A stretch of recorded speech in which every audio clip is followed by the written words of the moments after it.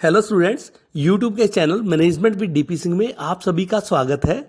आज अपने principle of marketing में product identification and after sale services पर चर्चा करेंगे। इसे समझने का प्रयास करेंगे। उत्पाद नियोजन और विक्रय उपरांत सेवाएं, इसके अंतर्गत ब्रांड, ट्रेडमार्क, पैकेजिंग या विक्रय पश्चात सेवाएं, इस पर अपने चर्चा करेंगे। आइए इसे समझते हैं।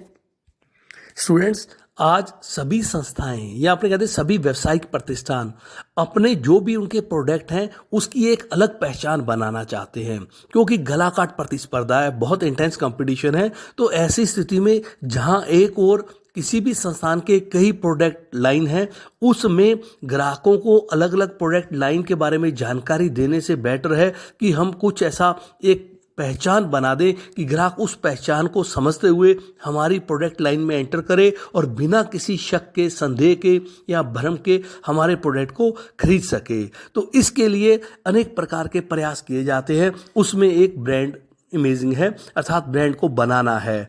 आइए इस शब्द को समझते हैं। ब्रांड एक विस्तृत शब्द है जिसमें कोई भी क्रिया, अहम उपाय सम्मिलित है जिससे किसी उत्पाद की पहचान करवाई जाती है।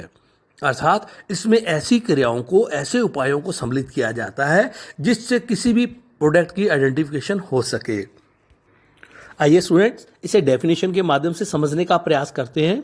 अमेरिकन मार्केटिंग एसोसिएशन या अमेरिकन विपणन संघ द्वारा दी गई परिभाषा।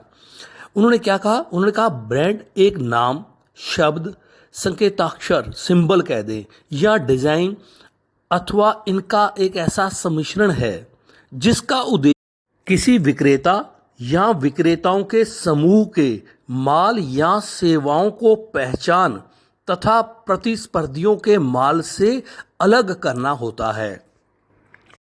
या ये कह दें, ए brand is a name, term, symbol or design or a combination of them which is intended to identify the goods or services of one seller or group of sellers and to differentiate them from those of competitor according to American Marketing Association।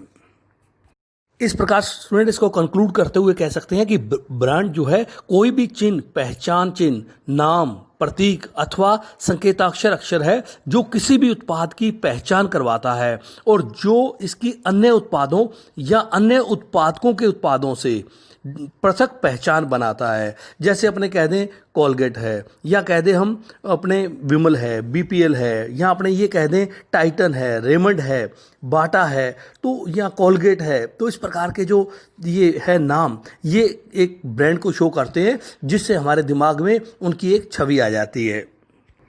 आइए students, brand से संबंधित जो related words हैं उनको समझने का प्रयास करते हैं। एक आता है इसमें ब्रांडिंग।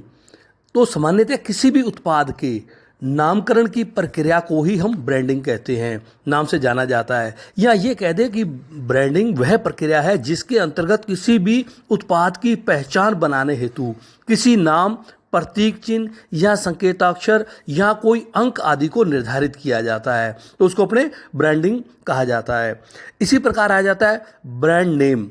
ब्रांड नेम हम कहते हैं कि ब्रांड का एक ऐसा पार्ट है, एक ऐसा अंग है जिसका हम उच्चारण किया जा सकता है या जिसको शब्दों में, अंकों में या हम कह दें अक्षरों के रूप में बताया जा सकता है। जैसे कई बार सोप कहा जाता है, 505 कपड़े धोने वाला जो साबुन है, तो इससे इसको शो किया जाता है।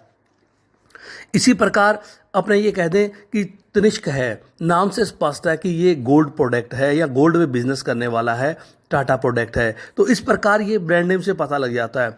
इसी प्रकार हम कह दें ब्रांड मार्क।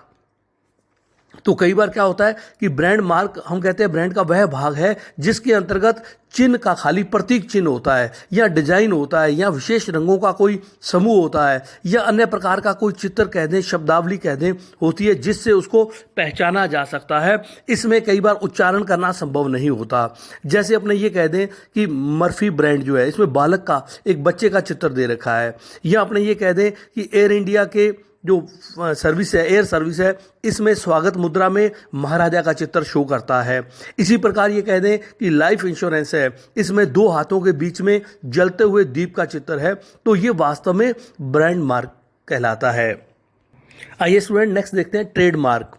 तो ट्रेडमार्क क्या है कि ब्रांड या ब्रांड नेम या कहते हैं ब्रांड मार्क जब ट्रेड बनता है, कब? जब उसे वैधानिक प्रक्रिया के अनुसार पंजीकृत करवा लिया जाए। अर्थात जो अभी तक हम देख के आए हैं ऊपर शब्दों को, अगर उनको लीगल प्रोसेस द्वारा रजिस्टर्ड करवा लिया जाता है तो वो ट्रेडमार्क बन जाता है। और इसका रजिस्ट्रेशन के पश्चात ट्रेडमार्क का उपयोग केवल वही व्यक्ति कर सकता है जो इसका रजिस्ट्रेशन करवाता है। आइए इसकी डेफिनेशन देखते हैं ट्रेडमार्क की।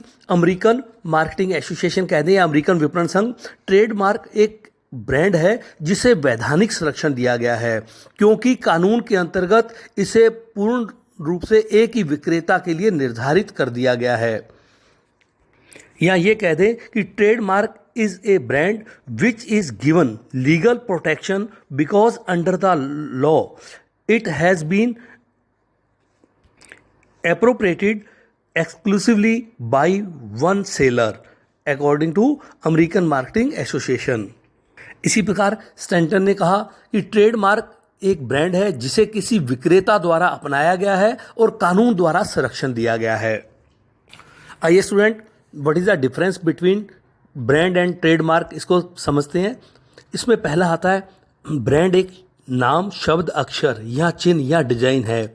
हम कहते हैं जो उत्पाद की पहचान बनाने के लिए उपयोग किया जाता है, जबकि ट्रेडमार्क हम कहते हैं वह शब्द, नाम, अक्षर, डिजाइन का मिश्रण है जिसका उपयोग उत्पाद की पहचान बनाने के लिए कानून के अनुसार पंजीयन करवाने के पश्चात किया जाता है। ब्रांड का क्षेत्र विस्तृत होता है, सभी ट्रेडमार्क ब्रांड होते हैं, लेकिन ट्रेडमार्क का क्षेत्र हम कहते हैं संकुचित होता है। इसमें सभी ब्रांड ट्रेडमार्क नहीं हो सकते जब तक कि उसका पंजीयन न करवा लिया जाए। इसी प्रकार ब्रांड का उपयोग कोई भी अन्य व्यक्ति संस्था द्वारा किया जा सकता है, जबकि ट्रेड का उपयोग कोई अन्य संस्था पंजीयन करवाने के पश्चात नहीं कर सकती, वही कर सकती है जिसने उसका पंजीयन करवाया है। ब्रांड की नकल किसी भी प्रतिस्पर्धी संस्था द्वारा की जा सकती है, जबकि ट्रेड की नकल किसी भी प्रतिस्पर्धी संस्था द्वारा नहीं की जा सकती। ब्रांड की नकल करने पर नकली दंड का भागीदार नहीं होता नकल करने वाला, जबकि ट्रेड की नकल करने वाला, वो नकल मारने वाला, उसका दंड का भागीदार होता है।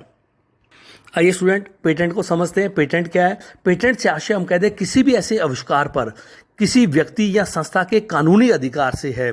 जब कोई व्यक्ति किसी संस्था या कोई नई वस्तु, मशीन, उत्पादन प्रक्रिया आदि का आविष्कार करती है तो उसे भय होता है कि कोई उसकी नकल न कर ले या उसका कोई संस्था उत्पादन करना प्रारंभ ना कर दे। तो ऐसी संभावना को समाप्त करने के लिए वो ऐसे आविष्कारों का स्वामित्व अधिकारों को, क्योंकि उसने इसका निर्माण किया है, सुरक्षित करने के लिए इसका कानून के अंतर्गत पंजीयन सरकार से करवा लेता है। इसे तकनीकी भाषा में हम पेटेंट कहते हैं, टेक्निकल लैंग्वेज में से पेटेंट कहा जाता है।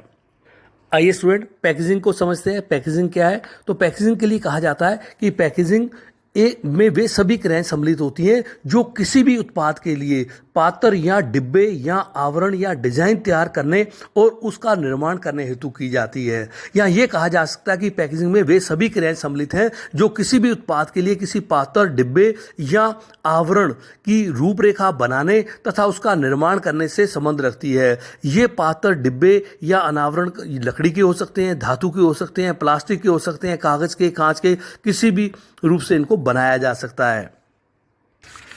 स्टूडेंट नेक्स्ट अपन देखते हैं आफ्टर सेल सर्विसेज।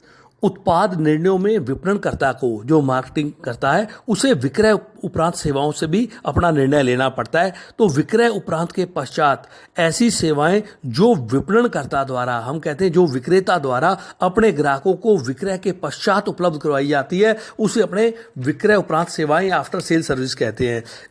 इसमें अपने कहते हैं इंस्टॉलेशन आता है, जैसे उसकी स्थापना करना कोई भी वस्तु की, या उसकी मरम्मत सेवा, उसकी मेंटेनेंस आ जाता है, या उसका रख रखाव करना, उसकी सर्विस करना, या उसका प्रशिक्षण देना उसे चलाने के लिए, या उसके पुर्जों के संबंध में कोई गारंटी या वारंटी देना। तो ये विक्रय उपरांत सेवाओं के अंतर्गत सम्मिलित किया जाता है। तो स्टूडेंट्स ये था उत्पाद पहचान और विक्रय उपरांत सेवाएं, या कहते हैं product identification and after sale service. धन्यवाद।